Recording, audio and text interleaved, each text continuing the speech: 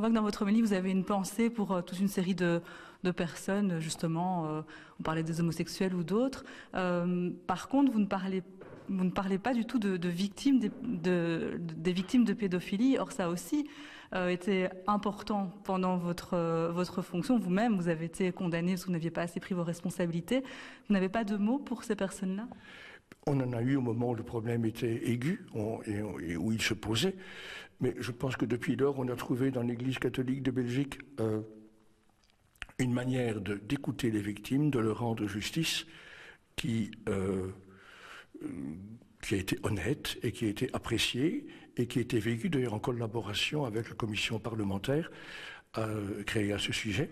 Donc je pense que l'Église a fait son devoir, spécialement grâce à la contribution de l'évêque d'Anvers et de l'évêque de Tournai. Et en ce qui me concerne personnellement, il est vrai qu'en appel, on m'a attribué une responsabilité de 5% dans la situation de la victime d'un prêtre que j'ai jamais voulu protéger, parce que je n'avais aucune raison de le protéger, c'était plutôt un adversaire public. Mais je trouve ça pas tout à fait correct. Mais enfin, jugement est jugement, et si ce jugement a pu faire du bien à la victime, je m'en réjouis sincèrement, car il s'agit d'une personne pour laquelle j'avais et toujours une grande estime.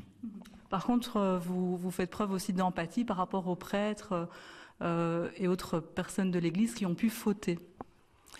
Empathie, pas pour leur comportement, mais je trouve que tout homme, toute femme, même si elle a commis des fautes graves, a aussi, elle aussi, le droit d'avoir un avenir.